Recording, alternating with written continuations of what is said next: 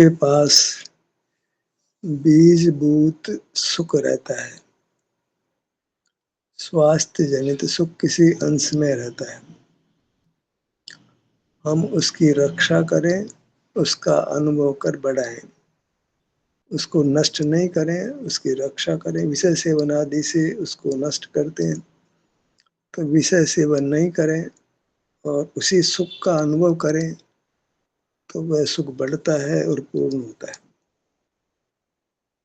ये सुख को पूर्ण करने की विधि है। जैसे किसी के पास कुछ धन है, व्यवसाय से धन पैदा होता है, तो वह संपूर्ण धन को नष्ट नहीं करे, उस धन को धन अर्जन में काम में ले तो अपने आजीविका कायम रख सकता है। उपलब्ध धन को नष्ट कर दे, नया धन अर्जित करना आवे नहीं, तो फिर क्या होगा? भूखा मरेगा। कोई रोक नहीं सकता उसको भूखा मरने से। हम भी जो सुख हमें उपलब्ध है स्वास्थ्य का, उसका भौतिक संसाधनों के भोग के द्वारा, विषय सेवन के द्वारा, इंद्रिय ज्ञान और इंद्रिय सुख के द्वारा उसको नष्ट करते हैं। और नया सुख पैदा करना आता नहीं है, स्व संवेदन आता नहीं है, तो क्या होगा? ये सुख नष्ट होगा और दुख होगा। जैसे वो व्यक्ति धनाभाव में मर जाता है, ऐसे हम सुख के अभाव में दुखी हो जाते हैं। तो जो भी स्वास्थ्य है उसको हम पहचाने, और वह पहचान अनुभव से होती है। अपना ध्यान अपने शरीर पर लाते हैं, बाहर से हटाते हैं, शरीर में होते हैं, तो हमें खबर पड़ती है कि अरे हम स्वस्थ हैं। वास्तविक स्वास्थ्य की पहचान केवल अभी वेदना नहीं है, इतना नहीं, हम अपने में होते हैं तो हमको एक विशेष अतीन्द्रिय सुख, वितरागी सुख का अनुभव होता है। वही वास्तविक सुख है। उस सुख का अनुभव करने से सुख बढ़ता है। जो निरोग अवस्था है उसको हम अनुभव में लेते हैं तो उसकी पहचान होती है। बिना अनुभव के तो पहचान ही नहीं होती है। वो सुख, निरोग अवस्था को अनुभव में लेते हैं तो पता लगता है ये सुख है। अन्यथा तो बाहर में घर है, पैसा है, परिवार है, उसको सुख मान लेते हैं। प्राय जी वैसे ही मान लेते हैं, भाई पर्याप्त धन है तो हम बड़े आदमी हैं, सुखी जीवन है। पर वो यथार्थ सुख नहीं है। सुख कोई पैसे से थोड़ी आता है, सुख तो स्वास्थ्य से आता है। स्वस्थ होते हैं तो सुख का अनुभव होता है। तो स्वस्थ होने की स्थिति में जो सुख है उसको पहचाने तो सुख का अनुभव करने से पहचान होती है। बाहर रहने से पहचान नहीं होती कि मैं कैसा स्वस्थ हूँ। अपने शरीर में वेदना नहीं है और हमें कुछ अच्छा लगता है, दो बात है। वेदना नहीं है और अपने में ठहरते हैं या होते हैं तो हमें एक विशेष सुख प्रकट होता है। इस विशेष सुख को हमने विषय आदि का सेवन करके नष्ट नहीं करना है और इसी का अनुभव करना है।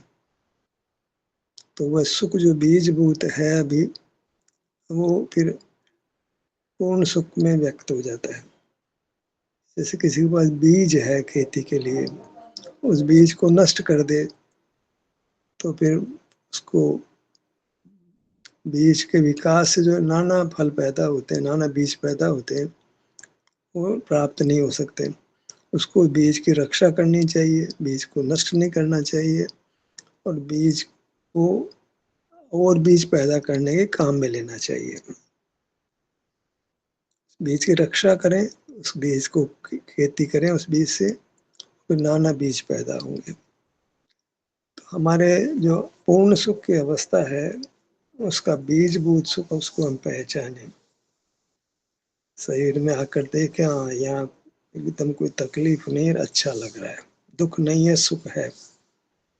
अब इस सुख की रक्षा करें। बाहर रहेंगे तो ये सुख भी खत्म हो जाएगा।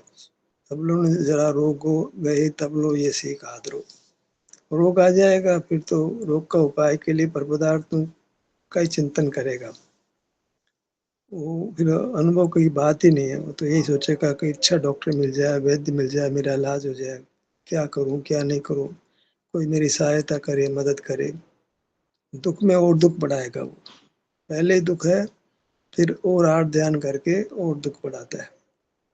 शांति से समता से सहन करना उसको आता ही नहीं है। वो तो अनुभव करे तो आता है, नहीं अनुभव करे बगैर तो शांति से सहन करना प्राय जीवों को नहीं आता है। उपाय के बारे में प्रवृत्त होते हैं। तो बीज कब बनता है? जब शरीर में वेदना नहीं है, एक सुख की स्थिति है। उसकी पहचाने कैसे? सामान्य रूप से हम ठीक है नहीं, अंदर अनुभव में लेकर के कहें कि हम ठीक है। कोई हमसे पूछता है, हम कैजुअली कहते हैं हम ठीक है। हालांकि बहुत सारे रोग लिए बैठे होते हैं, बहुत सारी टेंशन परेशानियां होती है। एक सामान्य रूप से कह देते कि हम ठीक है। उन्हें उस ठीक को आप पहचाने। पहचानने के लिए निरोग अवस्था जहाँ है वहाँ जाना पड़ेगा आपको। आपाद मस्तक यहाँ निरोग अवस्था है, वहाँ जाकर उस काम को अनुभव होता है। हाँ देखो, सीने में तकलीफ नहीं है, पेट में तकलीफ नहीं है, पीठ में तकलीफ नहीं है, हाथों में नहीं है, पाँव में नहीं है, तो मैं अच्छा हूँ। इस अच्छेपने का आप अनुभव करें तो ये स्वास्थ्य का सुख बढ़ेगा। और बाहर की प्रवृत्ति कम होगी तो उसकी रक्षा भी होगी, वृद्धि होगी। बाहर में बहुत काम धंधे में लग जाओगे तो सब नष्ट हो जाएगा। प्रवृत्ति में लग जाओगे तो शरीर की निरोग अवस्था खत्म हो जाएगी। तो प्रवृत्ति करके उसको नष्ट नहीं करें। और जो उपलब्ध सुख है उसको एक साधन हुआ मुक्ति का, बीज है वो, उसका पहचान हो करके उसको हम बार बार अनुभव करें तो फिर बहुत सुख पैदा हो जाएगा, पूर्ण सुख पैदा हो जाएगा। जो स्वास्थ्य सुख को पहचानना, पहली बात स्वास्थ्य सुख होना, फिर उसको पहचानना, फिर उसको नष्ट नहीं करना बाह्य प्रवृत्ति करके, उसी का बार बार अनुभव करना, उससे परमात्मा पद की प्राप्ति होती है। ये मार्ग का प्रकार है। इस मार्ग को तो नहीं समझे, बाहर का व्यवहार जितना भी धर्म के नाम पर चलता है, भगवान की प्रतिमा का दर्शन कर लिया, अभिषेक कर लिया, पूजन कर ली, रात्रि भोजन ने कहा, पानी स्नान कर दिया, ईमानदारी से रहते हैं, सच बोलते हैं, जीवों की रक्षा करते हैं, तो ये कोई मुक्ति का आधार नहीं बनेगा। हम इसी को धर्म मानते हैं। धर्म का कुछ स्वरूप दूसरा ही है। धर्म हमको सुख में स्थापित करता है, विषय सुख में नहीं, उत्तम शारीरिक सुख में स्थापित करता है। जो अपने शरीर में उत्तम सुख का अनुभव हो, उसमें हमको धर्म स्थापित करता है। तो उस उत्तम सुख का बीज हमारे पास रहता है, जिसके हमको खबर ही नहीं है, जो पुद्गल के पास नहीं है, हमारे पास है। हम देखते हैं कि हम नाना रोगों से पीड़ित नहीं, जब लोग जरा रोग है, रोग नहीं है, पीड़ा नहीं है, तड़पन नहीं है, ऐसा विचार नहीं क्या करूं मैं, कौन सा डॉक्टर है, कौन सा वैद्य है, क्या दवा खा लूं, क्या करूं क्या करूं क्या करूं, ऐसी परेशानी नहीं है। तो एक हमारे पास स्वास्थ्य जनित सुख है, पर पहचान नहीं रहे। नहीं तो पहचान तो उसकी रक्षा करने का भाव पैदा हो, उसको पूर्ण करने का भाव पैदा हो। बीज की पहचान हो कि भैया आम का बीज है या और किसी का, तो बोने से बीज पैदा होते हैं, फल पैदा होते हैं, तो उसको बोगे। ये पता ही नहीं है बीज है, तो फिर बोने की बात ही पैदा नहीं होती है। हम सुख को पहचाने बीज के रूप में, जो थोड़ा बहुत सुख है, और उसका अनुभव करें और उसको नष्ट नहीं करे बाह्य प्रवृत्ति के द्वारा, तो फिर पूर्ण सुख जो मोक्ष का रूप है वो प्रकट होता है। हम तो मोक्ष का रूप केवल ज्ञान मान लेते हैं, सारा जगत जानने में आता है, ये तो कोई बात ही नहीं रही।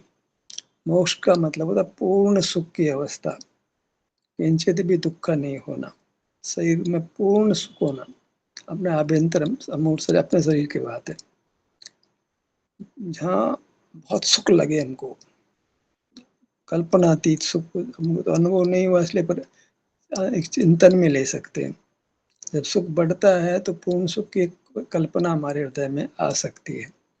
जब शरीर में स्वास्थ्य की स्थिति का हम अनुभव करते हैं और सुख थोड़ा बढ़ता है और अनुभव कर और बढ़ता है, तो एक हमको अनुमान होता है कि पूर्ण सुख उससे भी कोई बहुत अद्भुत होता होगा, ऐसा विश्वास आता है। वो अनुमान ज्ञान मिथ्या नहीं होता है, उससे मोक्ष मार्ग उत्पन्न होता है और मोक्ष पैदा होता है। तो आधार क्या है, साधना का आधार क्या है, धर्म का आधार क्या है? तो आधार है आपके शरीर में कुछ सुख की स्थिति है, आप बीमार नहीं हैं, कोई रोग नहीं है, कोई पीड़ा नहीं है। ये मुक्ति का बीज है, मोक्ष का बीज है। इस बीज को हम पहचाने, इसकी रक्षा करें, इसको बढ़ावें, तो मोक्ष होगा। ये तो कुछ है नहीं, बस दर्शन करिए, पूजा कर लो, रात मत को पानी छान कर पी लो, जैन जैनी बन गए हम तो, हमारा मोक्ष हो जाएगा।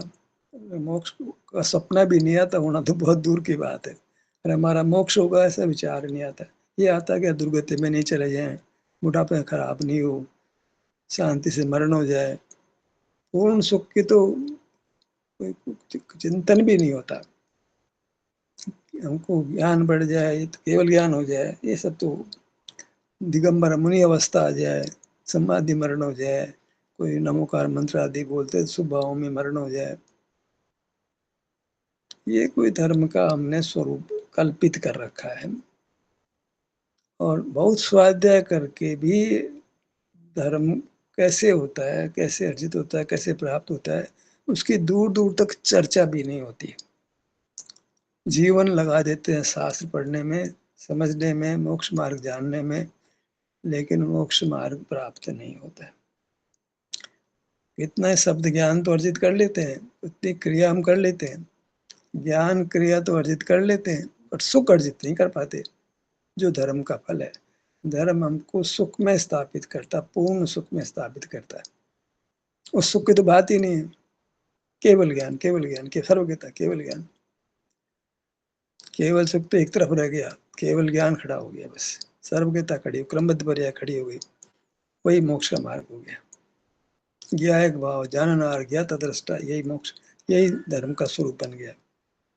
देखता हूँ, जानता हूँ, देखता हूँ, जानता हूँ, जाननार हूँ, जानने वाला हूँ, पदार्थ मेरी जानने में आते हैं, यही मेरी महिमा है। ज्ञान ही मेरी महिमा है, ज्ञान ही मोक्ष है।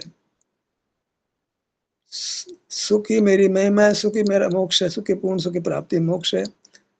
इसकी देशना नहीं है तो सब कुछ वृथा हो जाता है।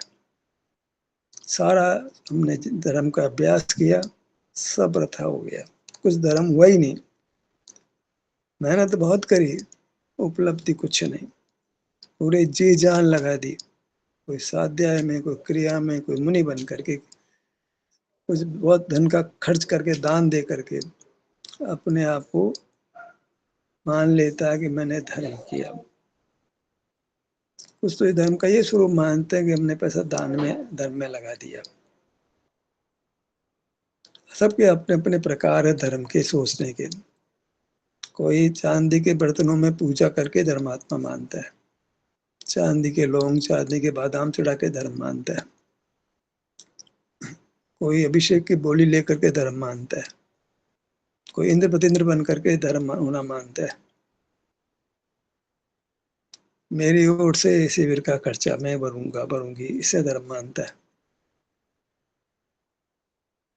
धर्म का सीधा स्वरूप है जो सुख में स्थापित करे,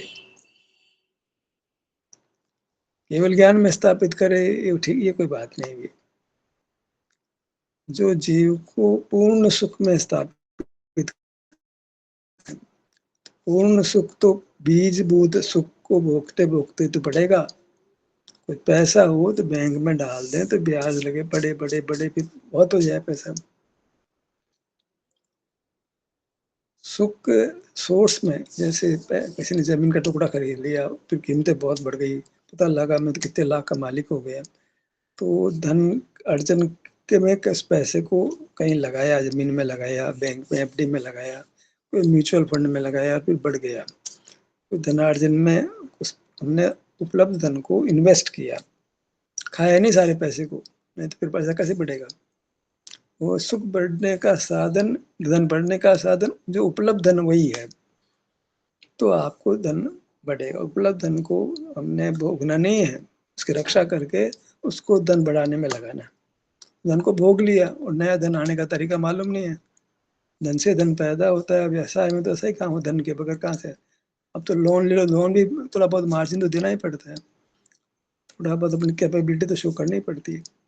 आजकल तो धन नहीं हो तो भी गरीबों की मदद के लिए बैंक लोन दे देते हैं, एक अलग बात है, पर सामान्य रूप से गरीब आदमी को लोन भी नहीं मिलता है। तो हमारे पास अगर किंचित भी सुख नहीं है तो फिर सुख पूर्ण होने की बात ही नहीं है, पर ऐसा कभी नहीं होता है। स्वभाव सर्वथा ढक जाए तो स्वभाव सिद्ध कैसे होगा, मालूम कैसे पड़ेगा कि स्वभाव हमारा। अतीन्द्रिय ज्ञान जैसे बिल्कुल नहीं है तो अतीन्द्रिय ज्ञान सिद्ध नहीं होता है। सारा ही ज्ञान इंद्रिय ज्ञान है, हमारे को पकड़ इंद्रिय ज्ञान होता ही नहीं है, तो इसका मतलब ये है कि कोई किसी ने हमारा पूरा स्वभाव ही ढक दिया। तो फिर स्वभाव का निर्धार किस आधार पे करोगे। चूंकि हमारे पास अतीन्द्रिय ज्ञान नहीं है, इसलिए हम कह सकते हैं दावे के बल पर कि अतीन्द्रिय ज्ञान होता नहीं है, क्यों, उसका अंश भी नहीं है। केवल ज्ञान को इस प्रकार से हम नकार देते हैं पूरी ताकत के साथ में। केवल ज्ञान में नहीं, बिना इंद्रियों के ज्ञान, अमूर्त का ज्ञान, और अमूर्त का ज्ञान हमको ही नहीं होता है। अमूर्त का ज्ञान यदि किसी को होता है तो अंश में हमको भी होगा, हमको भी अन्य जीव दिखाई पड़ेंगे। हमको अन्य जीव दिखाई नहीं पड़ते हैं, तो अन्य किसी को भी दिखाई नहीं पड़ते। अमूर्त का ज्ञान किसी को नहीं होता है, हमको नहीं होता तो किसी को नहीं होता है। हमको थोड़ा तो होना चाहिए ना। स्वभाव का सर्वथा आवरण तो नहीं हो सकता है। धवला में तो पहले शुरू में कहा कि सूर्य ग्रहण होता है तो भी सूर्य की किरणें छिटकती है, सर्वथा कोई ग्रहण नहीं लगता है जो सूर्य बिल्कुल प्रकाश नहीं हो। पूर्ण सूर्य ग्रहण होने पर भी अंधेरा तो होता है, रात्रि नहीं होती अमावस्या की। हमने सूर्य ग्रहण देखा, पूर्ण सूर्य ग्रहण देखा है, तो कुछ न कुछ उजाला रहता है। तो सुख हमारे पास कुछ न कुछ रहता है, शारीरिक स्वास्थ्य विषय सुख की बात नहीं। सर्व रोग हम पर नहीं आक्रमण करते हैं। कोई न कोई शरीर का भाग वेदना रहित होता है, कहीं न कहीं कुछ सुख का अंश रहता है। बस उसको बचाना है और उसको बढ़ाना है। बढ़ाने का तरीका तो उसका अनुभव करना है। जो कुछ से सुख बच गया है उसका आप अनुभव करो, उसको विषय आदि सेवन करके नष्ट मत करो, उसकी रक्षा करो। उसकी रक्षा करो माने विषय सेवन में मत लगो। जो बच गया उसको तो कम से बचा लो भैया, इसको भी तुम विषय सेवन नष्ट कर दोगे तो फिर तो खेल खत्म है ना।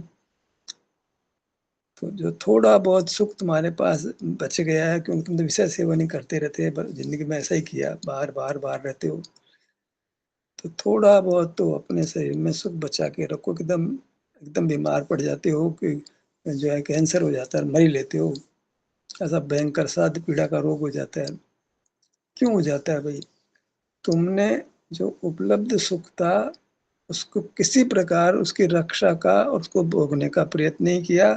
बाहर ही जुड़ जुड़ के विषय उपलब्ध सुख को नष्ट करते रहे, नया सुख पैदा करते नहीं रहे। व्यापार में लगे रहे, धार्मिक कार्यक्रमों में लगे रहे, उपलब्ध सुख को पहचाना नहीं, उसकी रक्षा की नहीं, उसको भोगा नहीं, तो धर्म बिल्कुल हुआ नहीं। सुख में अपने को स्थापित किया नहीं और दुख में स्थापित कर लिया। धर्म का क्या स्वरूप रहा?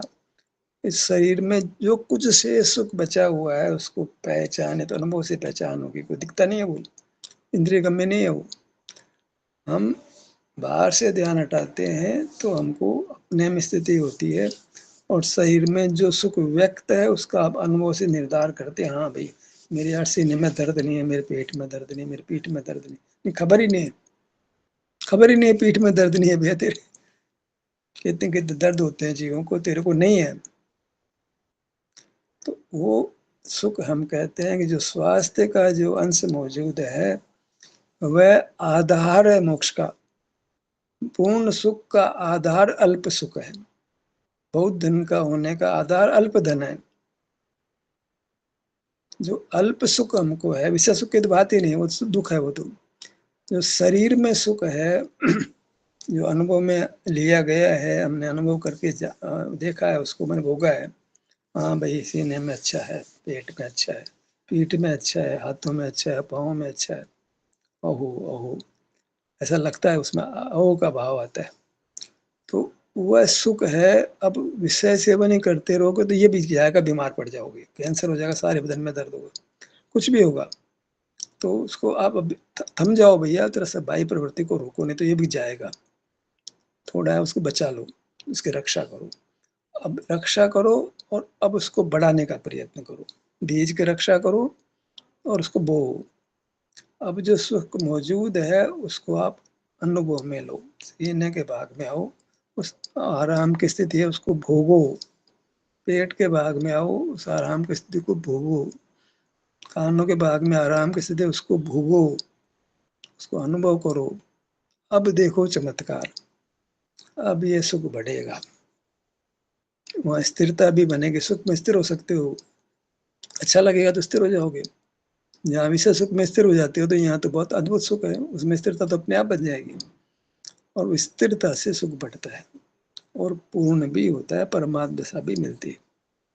मतलब ये एक सुखी होने का आधार है। हम परमात्म अवस्था को पूर्ण सुख रूप से देखते हैं। वहाँ अनंत गुणों की परिणाम अनंत गुण खिल जाते हैं और चतुष्ट हो जाता है कि 8 गुण प्रकट हो जाते हैं, अनंत गुण प्रकट हो जाते हैं। ये तो विकल्प हो गया, विकल्पों से कोई सुख नहीं मिलता है, वो वास्तविक स्थिति भी नहीं है।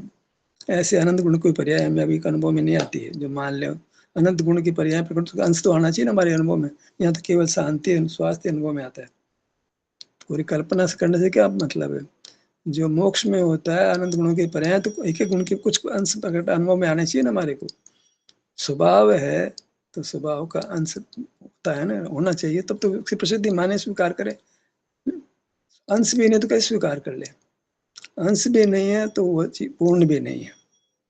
जैसे सूर्य की किरणें छिटक रही है तो हम सूर्य को प्रकाश रूप है मान सकते हैं, भाई सूर्य प्रकाशक है, सूर्य में प्रकाश है। पर बिल्कुल ही प्रकट नहीं तो सूर्य का सद्भाव ही सिद्ध नहीं कर सकते हम, सूर्य का अभाव हो जाएगा। सूर्य का तो अभाव नहीं होता है, रात्रि की बात नहीं, दिन की बात है। तो ऐसे ही हमको सुख का अंश व्यक्त रहता है, निद्रा की बात नहीं, जागृति की बात है। जागृति में हमको शरीर में कुछ भागों में निरोगता रहती है।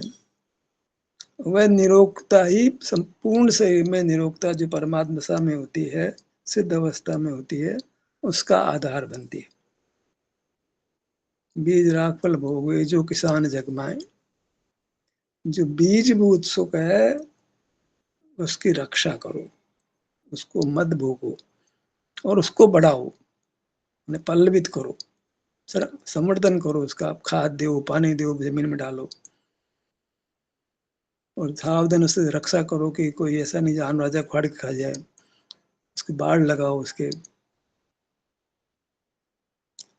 तो ऐसे हमको विषय सेवन के नहीं करके उसकी बाढ़ लगाते हैं, रोक लगाते हैं।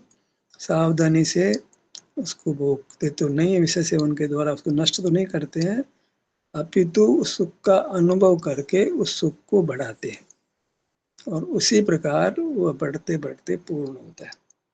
मतलब ये मोक्ष मार्ग का एक संक्षिप्त व्यावहारिक तरीका है। थियरी बता रहा हूँ, बाकी तो आप सब लोग उस काम को कर रहे हो। स्वाध्याय भी हो थोड़ा बहुत, इस हिसाब से मैं चर्चा कर रहा हूँ। अब इसका ज्यादा विस्तार नहीं है, अब आप लोग कुछ चर्चा करें तो मैं विराम लेता हूँ।